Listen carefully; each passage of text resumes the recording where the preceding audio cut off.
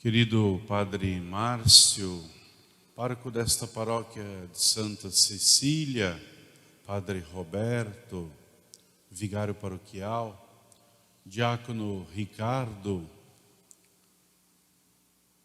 Diácono Renato, nossos noviços, queridos irmãos e irmãs,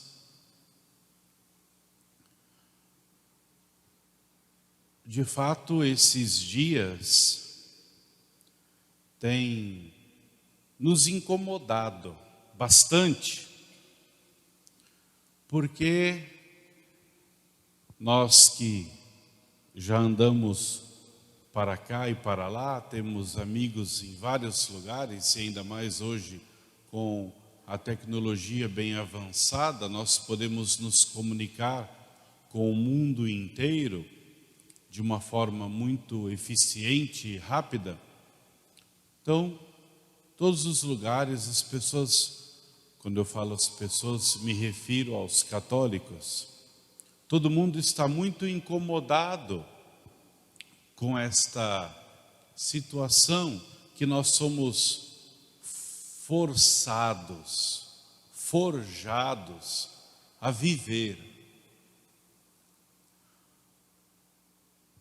Esta igreja de Santa Teresinha, sempre quando a gente vem no domingo de manhã, normalmente ela está lotada e com muitas crianças, às vezes até tirando a nossa concentração por causa do barulho que naturalmente as crianças fazem. E hoje ter a minha voz ecoando, sem nenhuma criança fazer barulho, é muito estranho. Mas nós somos cristãos, nós acreditamos na vida, porque Jesus está ressuscitado. E esse Jesus que está vivo é certeza da nossa fé. Durante 40 dias, tempo da quaresma, nós preparamos com uma liturgia da palavra muito densa, muito profunda. Nós preparamos os nossos corações para acolher Jesus exatamente neste momento, esse Jesus que nos confirma na nossa fé através da igreja. E nós nos preparamos por 40 dias. Depois começou a Semana Santa, o domingo de Ramos e da Paixão, e cada dia com as missas e também as paraliturgias celebradas aqui na paróquia sempre à noite. Depois, na quinta-feira santa, a missa da instituição da Eucaristia, quando compreendemos ainda mais o amor de Deus por nós. Depois, na sexta-feira santa, com toda a sobriedade da liturgia, Jesus dá a vida por nós. Até alguém me perguntava esses dias, mas na sexta nós celebramos a paixão e já no sábado à noite a ressurreição, não deu 3 dias. É porque nós temos uma contagem de uma forma e a mentalidade judaica conta de outra forma, e a nossa raiz, a nossa matriz está ali. O Senhor morreu 3 horas da tarde na sexta, então para o judeu o entardecer já é o outro dia. Então, sexta, 3 horas. Depois, no entardecer de sexta, começa o sábado. Depois, no entardecer de sábado, já começa o domingo. Então, após 3 dias, o Senhor ressuscita. Ele vence a morte.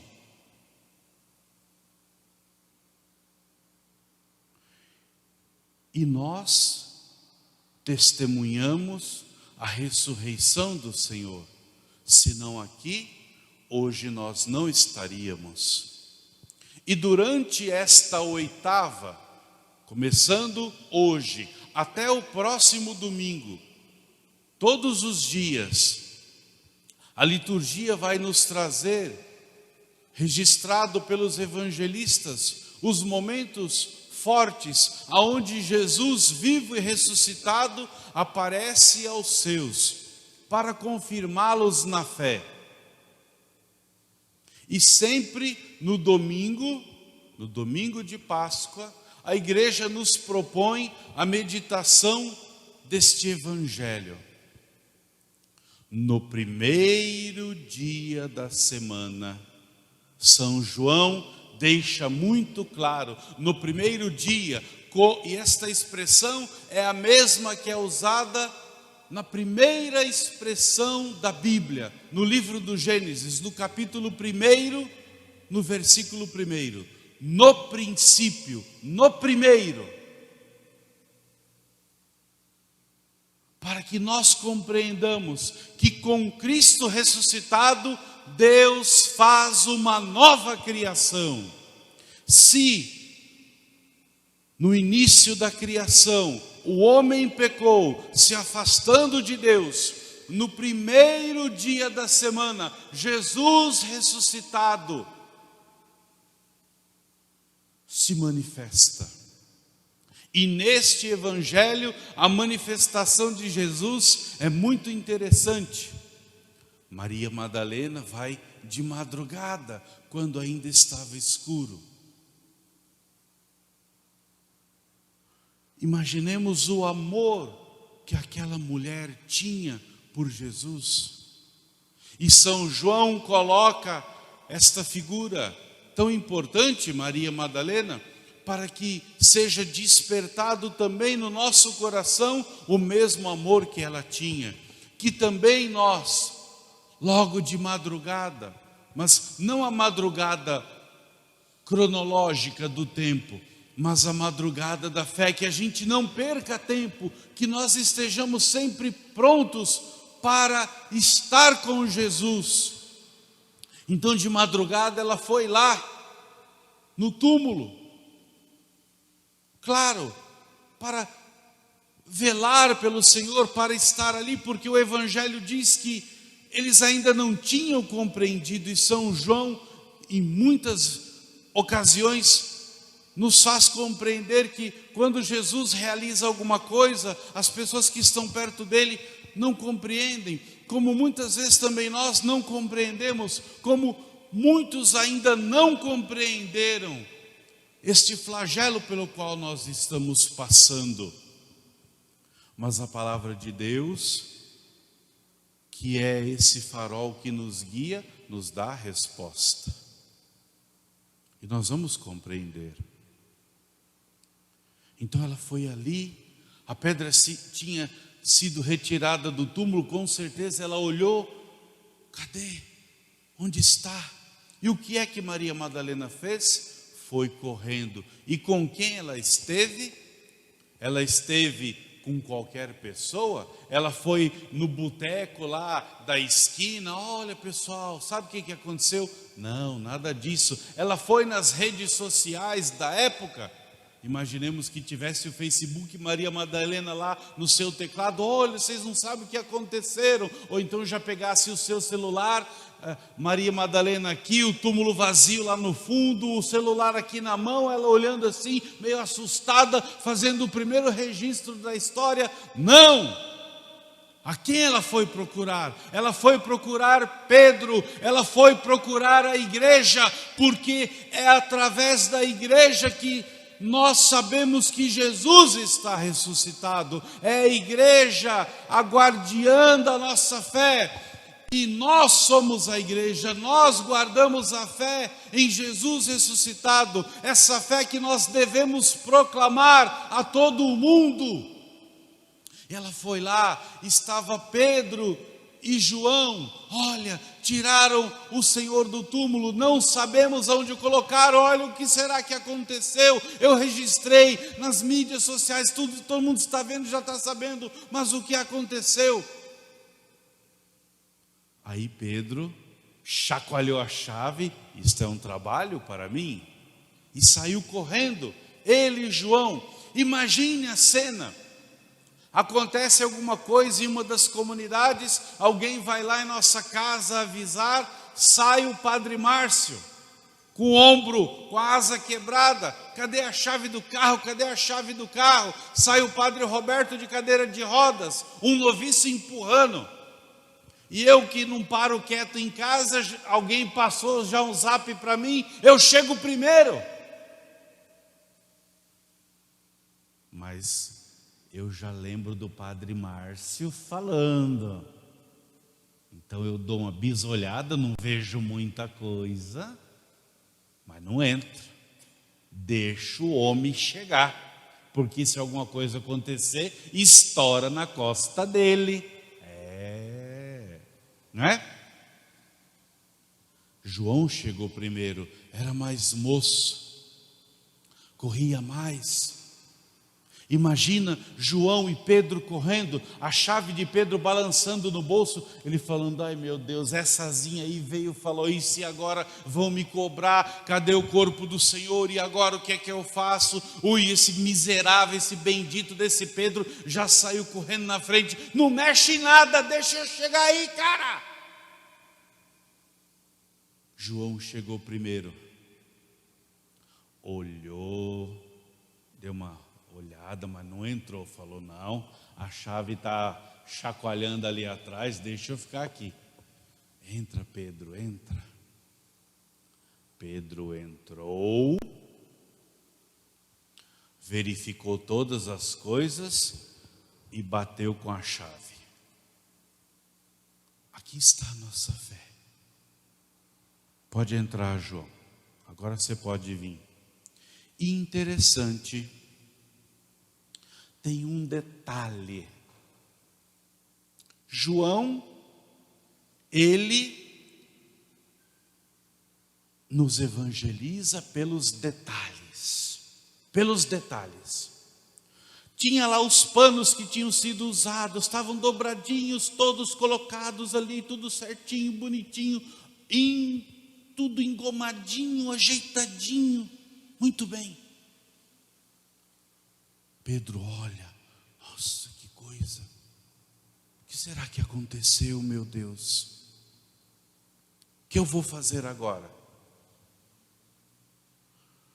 Mas tem mais um detalhe, tinha o paninho, o sudário, quadradinho, enrolado, colocado no lugar à parte, enrolado lá, bonitinho.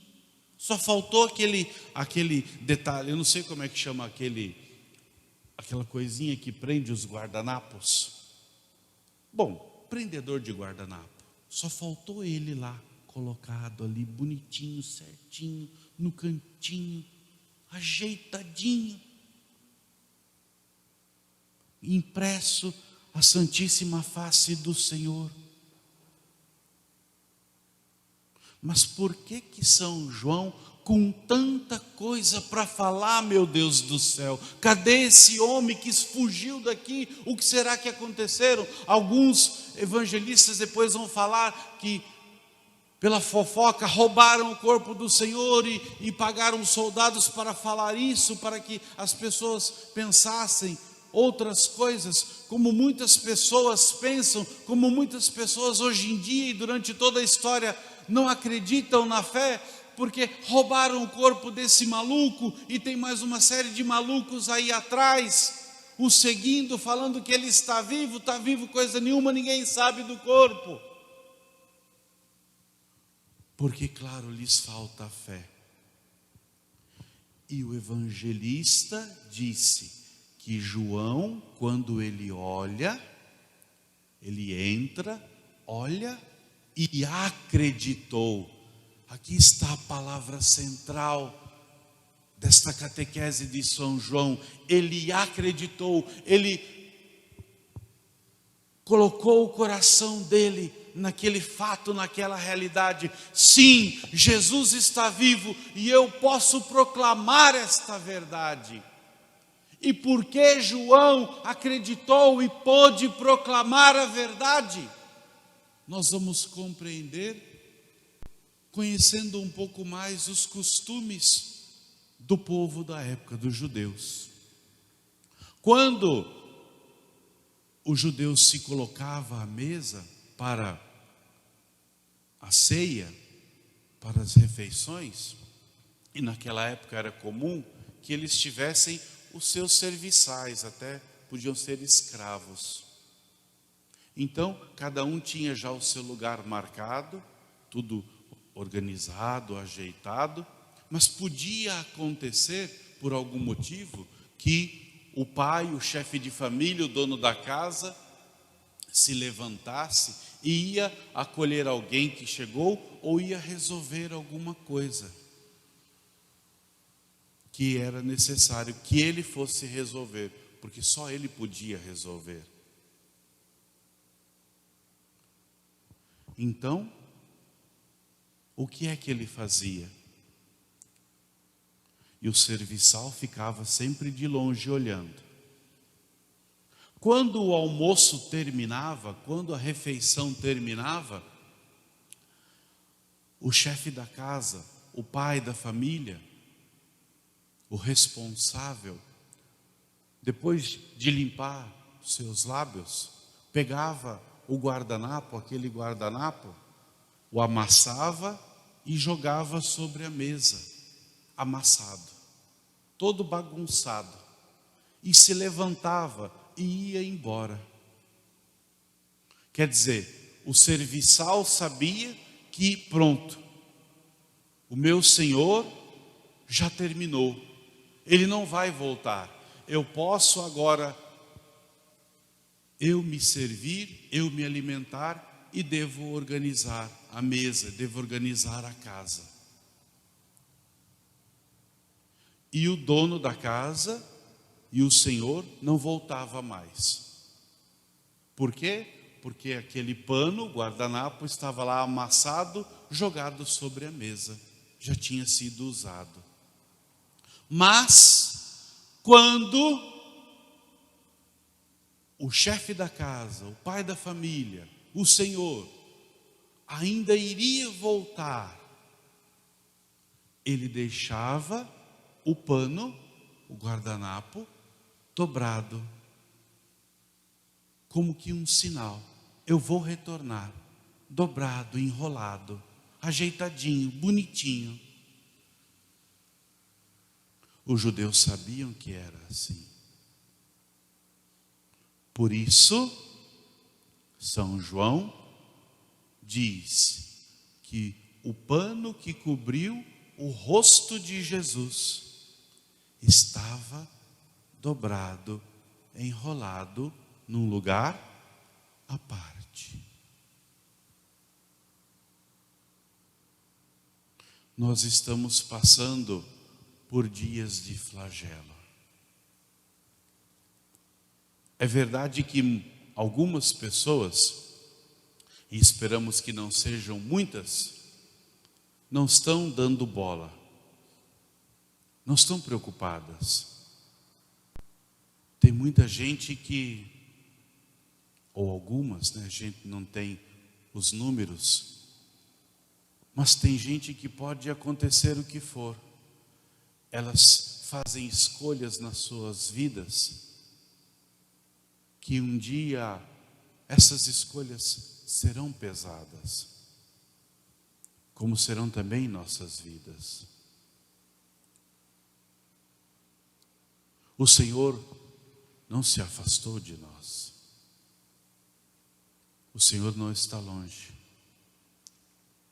Qualquer doença, qualquer flagelo, qualquer tribulação pela qual nós viermos a passar ou pelas quais estejamos passando, elas são inerentes da condição humana. Ninguém deveria estar espantado. Nós devemos nos espantar quando as pessoas não mudam seu comportamento, não mudam sua forma de pensar, suas atitudes. Quando Deus nos dá os seus recados. Deus, Ele fala. Deus, Ele fala na palavra. Deus fala na natureza.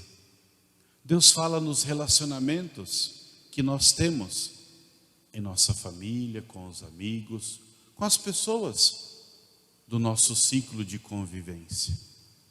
Deus fala quando algo dói no corpo ou na nossa alma.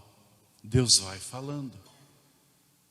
Deus fala de forma suave, de forma branda, mas às vezes Ele se vê também obrigado a falar de formas mais enérgicas, duras. Porém, a fala de Deus sempre é eficaz. Mas o recado, a palavra de Deus já nos deu.